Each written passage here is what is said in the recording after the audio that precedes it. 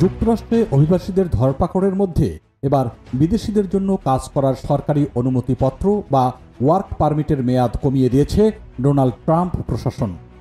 নতুন নীতি অনুযায়ী এখন থেকে ওয়ার্ক পারমিটের মেয়াদ থাকবে 18 মাস, যা আগে ছিল 5 বছর পর্যন্ত। মঙ্গলবার মার্কিন নাগরিকত্ব ও অভিবাসন দপ্তর USCIS জানিয়েছে 2025 সালের 5 ডিসেম্বর থেকে দাখিল করা সব নতুন আবেদনের ক্ষেত্রে এই সিদ্ধান্ত কার্যকর হবে। আর এতে সবচেয়ে বেশি ক্ষতির মুখে পড়েছেন এশীয় নাগরিকরা। এই সিদ্ধান্ত এসেছে মার্কিন প্রেসিডেন্ট ডোনাল্ড ট্রাম্প প্রশাসনের অধীনে, যা এরই মধ্যে উদ্বেগ সৃষ্টি করেছে অভিবাসী সম্প্রদায়ের মধ্যে, বিশেষ করে ভারতীয়, বাংলাদেশি, পাকিস্তানি ও অন্যান্য দক্ষিণ এশিয়ার পেশাজীবীদের মধ্যে, যারা যুক্তরাষ্ট্রে H-1B, F-1 বা গ্রিন কার্ডের অপেক্ষমান অবস্থায় রয়েছেন। নতুন নিয়ম মূলত প্রযোজ্য হবে আশ্রয় প্রার্থী বা অ্যাসাইলাম সিকার্স, শরণার্থী বা রিফিউজিস এবং যারা গ্রিন কার্ডের জন্য আবেদন ফর্ম I-485 পূরণ করেছেন কিন্তু এখনও অনুমোদনের অপেক্ষায় আছেন তাদের ক্ষেত্রে। এই শ্রেণীতে বিপুল সংখ্যক ভারতীয় এবং দক্ষিণ এশীয় পেশাজীবী রয়েছেন, যাদের দীর্ঘদিন ধরে ভিসা ব্যাকলগের কারণে স্থায়ী বসবাসের সুযোগ বিলম্বিত হচ্ছে। এছাড়া যারা ডিপোর্টেশন বা রিমুভাল স্থগিত রেখেছেন বা Nicaraguan adjustment and central American relief act NACARA মামলার আবেদনকারী বা রিমুভাল ক্যান্সেলেশন প্রক্রিয়ায় রয়েছেন, তারা এই নীতির আওতায় পড়বেন। এখন থেকে তাদের বারবার এমপ্লয়মেন্ট অথরাইজেশন ডকুমেন্ট EAD নবায়ন করতে হবে, যা তাদের খরচ, সময় ও অনিশ্চয়তা বাড়বে। প্রশ্ন থাকতে পারে, H-1B ভিসাধারীরা কি প্রভাবিত? জবাব হচ্ছে সরাসরি প্রভাবিত নয়, কারণ এই H-1B ভিসার মাধ্যমে কর্মসংস্থান নিজেই বৈধ থাকে। আলাদা এমপ্লয়মেন্ট অথরাইজেশন ডকুমেন্ট বা EAD প্রয়োজন হয় না।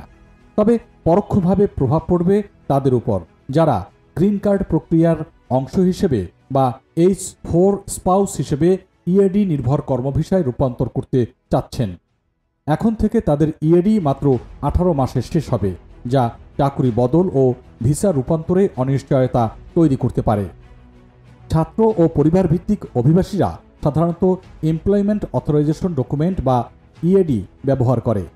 এরা সাধারণত F-1 শিক্ষার্থী, OPT ও সিস্টেম OPT প্রোগ্রামে, H-4 ভিসাধারী স্বামী স্ত্রীরা, J-2 ভিসাধারী জীবনসঙ্গীরা এবং গ্রিন কার্ড আবেদনকারীরা।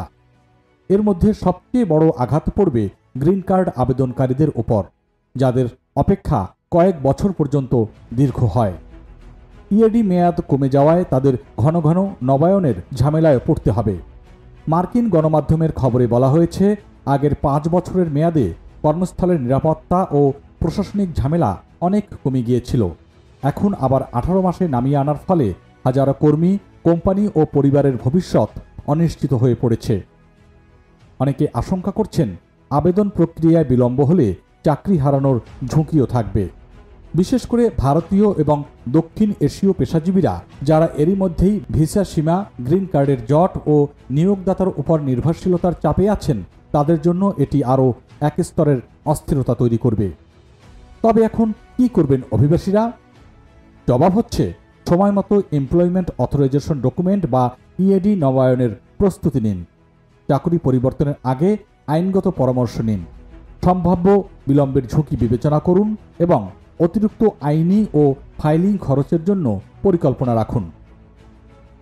অভিবাসন আইনজীবীদের মতে, এখন থেকে H-1B থেকে EAD-তে রূপান্তর করতে গেলে আরও সতর্ক পরিকল্পনা এবং আইনি পরামর্শ অপরিহার্য হয়ে পড়বে।